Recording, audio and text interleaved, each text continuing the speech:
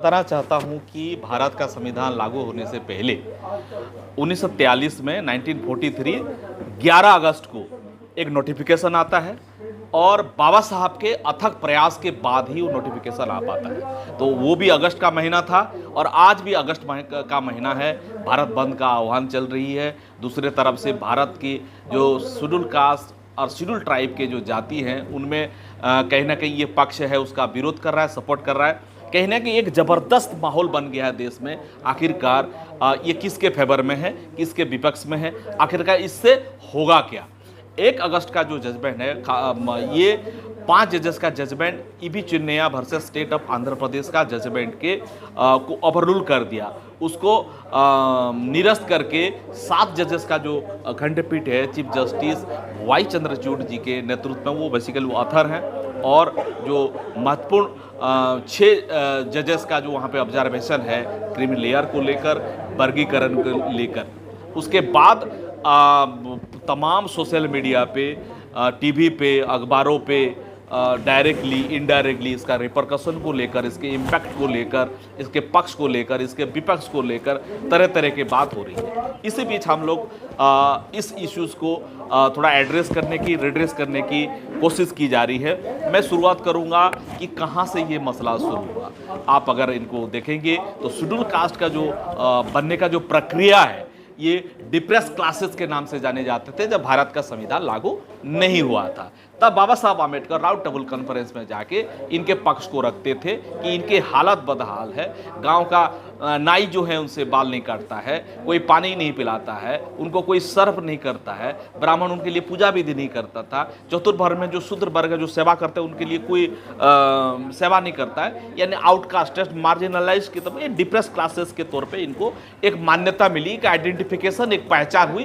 उसके तहत पर गवर्नमेंट ऑफ इंडिया एक्ट 1935 बना। इनके पूना पैक्ट के बाद गवर्नमेंट ऑफ इंडिया 1935 में उनके लिए कुछ सीट आरक्षित हुई। अल्टीमेटली 11 अगस्त 1943 को होम मिनिस्ट्री ने एक नोटिफिकेशन निकाला। 8.3% रिजर्वेशन पहली बार लागू हुआ जब भारत का संविधान लागू नहीं हुआ था।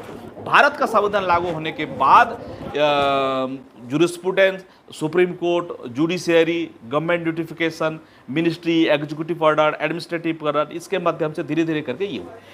इस कंटेस्ट में क्योंकि प्रमुख तरीके से 2 जाति, आप लोग नॉर्थ इंडिया की बात करें तो प्रमुख 2 जाति जो हैं वाल्मीकि और जो जाटव समाज है उनके बीच है। इनमें 2 ऑथर हुए हैं। एक है तुलसीराम जो मुर्दहिया किताब लिखे हैं और दूसरा जो रामविलास वाल्मीकि जी हैं, ओम प्रकाश वाल्मीकि जी, जिन्होंने झूठन किताब लिखी है। झूठन किताब में बहुत महत्वपूर्ण इसीलिए मैं कह रहा हूं, वहां पे खास करके ओम प्रकाश वाल्मीकि जी ने उसमें लिखा है कि उस टाइम पे जो चूड़ा हैं, जो वाल्मीकि जाति के लोग हैं, वो भी पशुओं का चमड़ा छिलने का काम करते थे। लेकिन चमड़ा छिलने का जो काम है खास करके चमारों के बारे में कहा जाता है कि ये चमड़े का काम करते थे। लेकिन उस समय पे कोई लेटरिन बाथरूम तो था नहीं, नाला था नहीं। उस वक्त क्या करते, यही लोग लगभग शेड्यूल कास्ट के तमाम जाते यही काम करते थे। बाबा साहब ने भी कहा कि आप मरे हुए पशु को मत उठाओ, मत खाओ, इनके लिए भी आंदोलन चला था। और वॉशरूम, कोई लेटरिन बाथरूम तो था नहीं, नाला तो था नहीं कि किसी वाल्मीकि वहां पर जाके किसी का मैला धो रहा है या लेटरिन साफ कर रहा है। लेटरिन था ही नहीं तो किसका साफ कर रहा था। तो और दूसरी बात है कि सुअर खाने की, ज़्यादातर सुअर खाने के लिए वाल्मीकि समाज को जोड़ दिया जाता है। तो वहाँ पर तुलसीराम जी ने अपनी किताब में लिखे हैं कि किसी का सोशल बाइकआउट हुआ समाज के बीच, तो वहाँ पे भी यही देखा गया कि स्वर भात खाने के लोगों को समाज ने, जो चमार समाज के लोगों को स्वर भात देने के लिए पूरे समाज की तरफ से एक फरमान जारी हुआ। तब जाके आपको हम लोग जाति में लेंगे या समाज में लेंगे। ये पृष्ठभूमि है। धीरे धीरे करके ये अभी हम 2024 में हैं, तमाम जजमेंट आई। पंजाब में भी ये इसका वर्गीकरण का, हरियाणा में वर्गीकरण का, आंध्र प्रदेश में। साउथ में अगर आप शिफ्ट करते हैं, जो माला मादिगा, माला यानी वो वाल्मीकि कम्युनिटी का मान लीजिए, और मादिगा जो है वो चमड़े का काम करने वाले, मादिगा यानी चर्मकार या रविदासिया समाज मान लीजिए। तो वहाँ पे वर्गीकरण का स्वागत कर रहे हैं उनका पॉपुलेशन के हिसाब से। नॉर्थ इंडिया में उसका विरोध कर रहे हैं। तो बिहार में जो पासवान जो लीडर हैं वो उसका सपोर्ट कर रहे हैं। तो ये तमाम के बीच सबसे बड़ी बात है, महत्वपूर्ण है कि जो डिसेंटिंग जजमेंट आया है और पूरी तरीके जो संविधान को हम लोग देख के और तमाम जो जुरिस्प्रूडेंस अभी तक आर्टिकल 14 को लेकर, सब्सटेंटिव इक्वालिटी को लेकर, समानता को लेकर, 16(4) को लेकर, 15(4) को लेकर, 341 को लेकर, 342 प्रेसिडेंशियल लिस्ट को लेकर, तमाम जो जुरिस्प्रूडेंस का इवॉल्व हुई है, क्रिमिनल कंसेप्ट को जबरदस्ती लाई गई है। सबसे बड़ी बात है, सुप्रीम कोर्ट क्रिमिनल से शुरू करूंगा, उसके बाद में वर्गीकरण के इश्यूज पे आऊंगा। क्रिमिनल का कंसेप्ट अभी जयपुर में क्या 2 साल पहले 2022 में एक 26 साल का एक आईपीएस ऑफिसर सगाई करने के लिए, रिंग सेरेमनी करने के लिए जाता है, तो उसको डर लगता है। क्या? IPS, Indian police service, schedule caste का था। तो वहां पे उसको क्या हुआ कि वहां के जो सोकल गुंडे थे, बड़े जाति के ये मानने वाले, उन्होंने क्या किया कि उसको धमकी दे दिया कि आप अगर घोड़सवारी करके आओगे, घोड़े पे चढ़ोगे, तो हम आपका विरोध करेंगे। तो आपकी ये बहुत बड़ी महत्वपूर्ण बात मैं कह रहा हूं कि जो क्रिमिनल की बात है, जो क्रिमिनल कंसेप्ट लागू करने की जस्टिस गवई बात कर रहे हैं, वहां पे सोचने के आज भी as it is social backwardness है। अगर सोशल बैकवर्डनेस, अगर एक्सेप्टेंस समाज में हो गया, तो एक आईपीएस ऑफिसर को पुलिस प्रोटेक्शन लाने की क्या जरूरत थी? समाज तो उसको एक्सेप्ट कर देना चाहिए। तो ये रहा क्रिमिनल का कॉन्सेप्ट, जो सुप्रीम कोर्ट के जो तमाम जजेस जो इसके पक्ष में बात कर रहे हैं, या जर्नल सिंह का जजमेंट जो इससे पहले आया था वो बात कर रहे हैं। वर्गीकरण का जो सवाल को लेकर, जो सबसे महत्वपूर्ण अभी क्लासिफिकेशन को लेकर 5 जजेस का कॉन्स्टिट्यूशनल बेंच ने इसके ऊपर बहुत तरीके से अच्छे जो इसका रिपरकेशन होगा, जो कॉन्स्टिट्यूशनल वैलिडिटी को लेकर तमाम चीज़ें, जो बात में जस्टिस बेला त्रिवेदी ने इस सारे चीज़ को पोस्टमार्टम किया कि स्टेट के पास पावर है ही नहीं। इससे क्या होगा कि पॉलिटिकल मोबिलाइजेशन हो जाएगा, एक ग्रुप यहाँ पे रहेगा, वो एक ग्रुप होगा, राजनीतिकरण सबसे ज़्यादा हो जाएगा। दूसरी बात है कि जो भारतीय समाज है, भारतीय समाज में शेड्यूल कास्ट खास करके ये एक विकराल समाज है।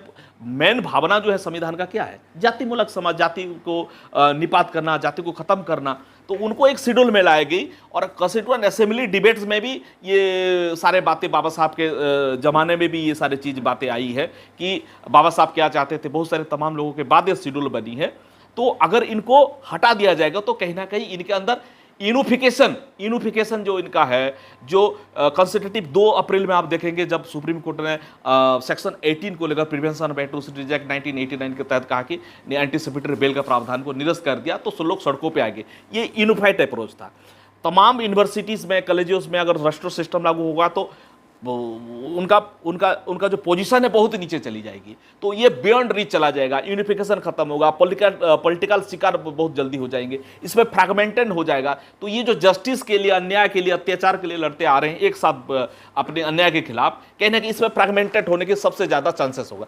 तो मेरे ख्याल में जो प्रेसिडेंशियल लिस्ट बनाया जाता है मुहिम प्रेसिडेंट के माध्यम से और पार्लियामेंट के जो पास कुछ पावर है 341 और 342 को लेकर, ये जो है किला का काम है, ये दुर्ग का काम कर रहा है, कहीं ना कहीं फोर्टिफाइड किला के तरह एक कवच मैं कहूँगा, सील्ड है, जिसके साथ इनको प्रोटेक्ट की गई। और जो अनटचेबिलिटी का जो आधार है, तो ये जितने भी अनटचेबल कम्युनिटी को एक शेड्यूल में रखा गया, ये सबब है। इसके पार्लियामेंट के पास एक्सक्लूसिव पावर है। और जिस तरह से होमोजीनियस ग्रुप की बात कर रहे हैं कि सारे अनटचेबल, गाली भी इनको एक ही नाम पे दिया जाता कि ढेर कह के, जो भी कह के, ये सारा चीज़ है होमोजिनिटी और स्टेट पावर और एक सेटल लॉ को ओवररूल की गई है इसमें।